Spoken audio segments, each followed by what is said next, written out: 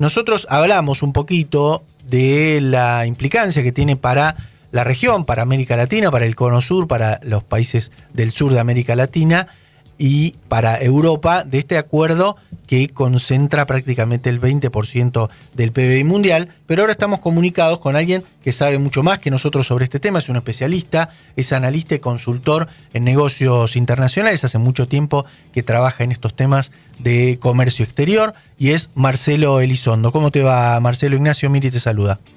Hola Ignacio, buen día, ¿cómo estás? Un gusto. Bien, bueno, vos hace muchos años que estás poniendo el ojo en el Mercosur y también en los temas del comercio exterior de la Argentina y también del resto del mundo. Es un acuerdo que se viene trabajando desde hace muchos años, ¿no? Son 25 años. 25 años, exactamente, desde el año 99. Exacto. ¿Y qué nos va a cambiar a nosotros, los argentinos, los que estamos escuchando o haciendo este programa de Cuestiones Pendientes acá en Millennium, en la 990? ¿Qué nos puede cambiar? Bueno, en primer lugar lo que hay que decir es que lo que cambie no va a cambiar inmediatamente, va a ser gradual, e incluso todavía lo que se firme hoy requerirá de algún paso posterior, que es el refrendo por parte de los órganos legislativos de las partes que se asocian, por lo que no podemos esperar un cambio inmediato, abrupto, sino en todo caso paulatino. Sí. Segundo, el cambio en el mediano plazo debería ser grande, porque nosotros tenemos unas economías, y en particular la Argentina, pero el Mercosur en general, que son economías bastante cerradas, que exportan muy poco, que importan poco, que tienen poca inversión extranjera, que tienen poca vinculación con el resto del mundo. Y este acuerdo lo que hace es reducir los aranceles de ingreso y egreso de bienes en los dos mercados, el 91-92% del comercio entre los dos mercados, la Unión Europea y el Mercosur, que hoy tiene aranceles, por lo tanto genera costos de ingreso en los mercados, se reduce a cero, por lo que va a alentar mucho más exportaciones de nuestra parte hacia la Unión Europea y muchas más exportaciones de la Unión Europea hacia nuestro mercado.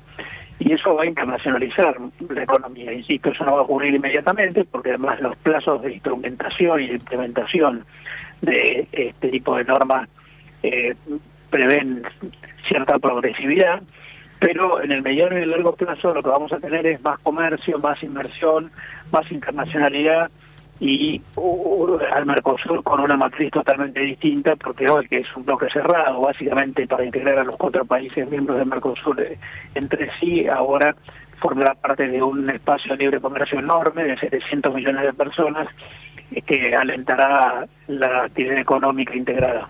Claro, y cuando vos decís que la Argentina va a poder vender más y que Europa va a poder vender más hacia la Argentina, ¿Qué sectores van a ser, mirándolos de la Argentina, ¿no? Uno piensa, la Argentina es un proveedor al mundo de alimentos, básicamente de granos, y también en los últimos años se incrementó la capacidad de exportación de productos energéticos.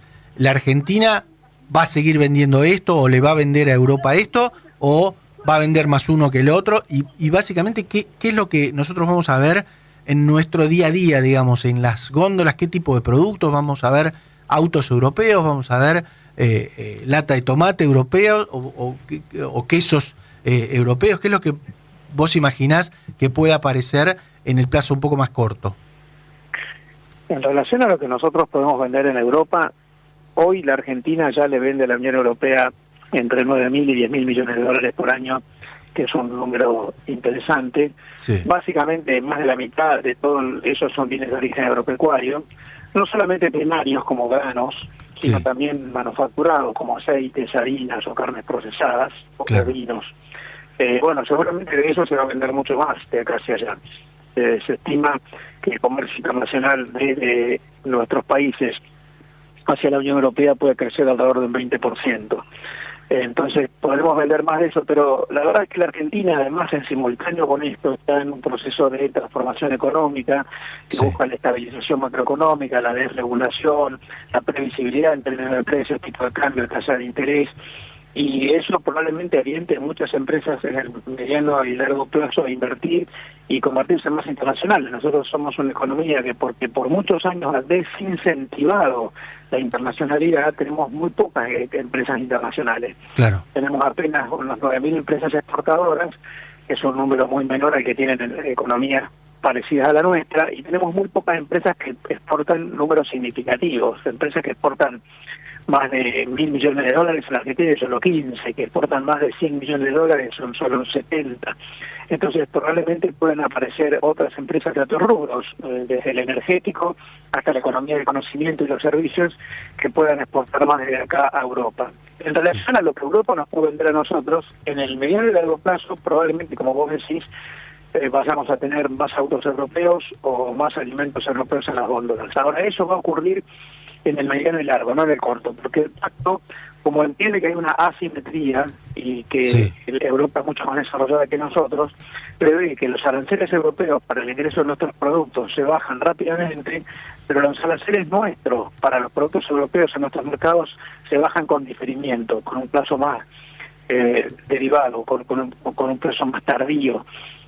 Y eso tiene que ver con que una vez que se marcan las reglas de juego, se pretende que las empresas de nuestros mercados, Argentina, Brasil, Uruguay, Paraguay, puedan adaptarse, por lo que la competencia europea en nuestros mercados seguramente va a tardar un poco más, precisamente porque está previsto que es un tiempo de adaptación.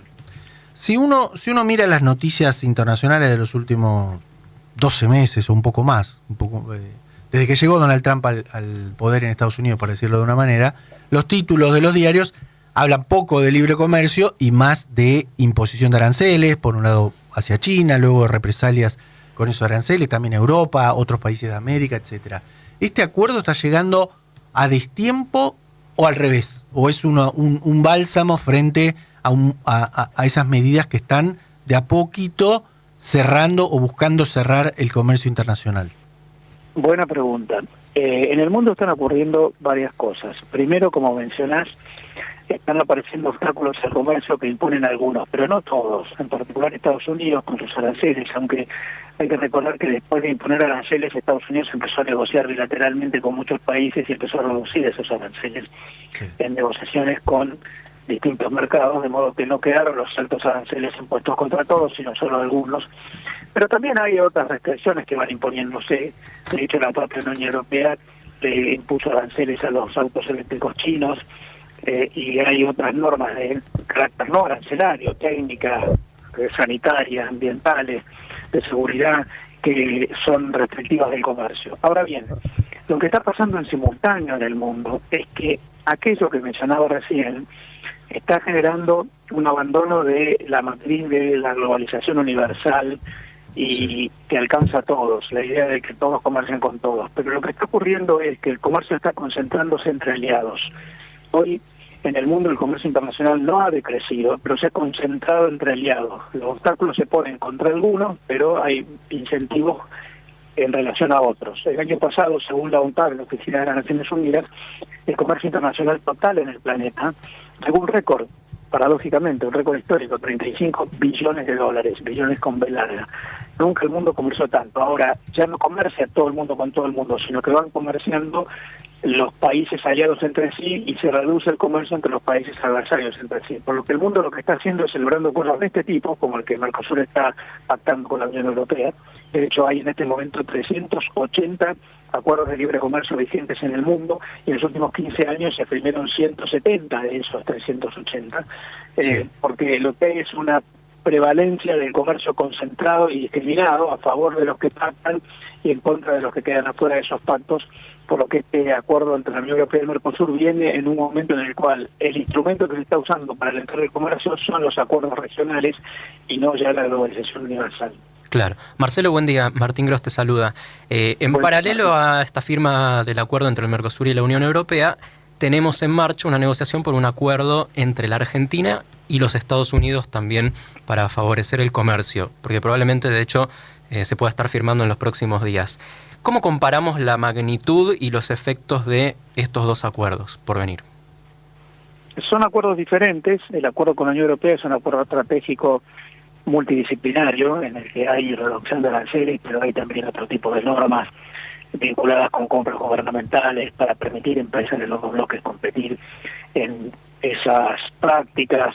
Se prevén normas relativas al ejercicio de la actividad económica, por ejemplo, estándares laborales unificados, hay requisitos sanitarios, en fin, es más complejo, es más integral y además aborda más del 90% del comercio con los incentivos de reducción arancelaria. En cambio, el acuerdo con la Unión Europea, en cambio el acuerdo con los Estados Unidos, acuerdo que todavía no conocemos, estamos hablando de lo poco que se ha sabido, es un pacto más concentrado en algunos pocos rubros, no en todos o casi todos como la Unión Europea, en algunos pocos rubros, estimo que son unos 100, que prevé menos incentivos o menos instrumentos de aliento, pero que tiene la ventaja de que es un acuerdo con la principal economía del mundo. Estados Unidos es el mayor importador del mundo y el segundo mayor exportador del mundo, y probablemente el acuerdo con Estados Unidos tenga un valor geoestratégico importante, aliente la inversión de empresas americanas en nuestro territorio. Pensemos que Estados Unidos es el país del cual proviene la mayor cantidad de inversión extranjera directa en el planeta, por lo que yo creo que son acuerdos de distintos tipos, pero complementarios y muy útiles para la Argentina. La Argentina es una economía que ha sido muy cerrada durante décadas. Eso nos ha generado muchos problemas cambiarios, problemas de falta de productividad y competitividad, problemas de baja de la tasa de inversión, problemas de mala calidad del empleo. Bueno, la inserción internacional a partir de la apertura de los mercados, tanto en el caso de la Unión Europea como en de Estados Unidos, aun cuando estos pactos son distintos, son buenas noticias. Exacto. Bueno, Marcelo, te agradecemos mucho este análisis y buen fin de semana. Les agradezco a ustedes, que tengan buen fin de semana a ustedes. Adiós. Gracias. Marcelo Elizondo, analista y consultor en negocios internacionales.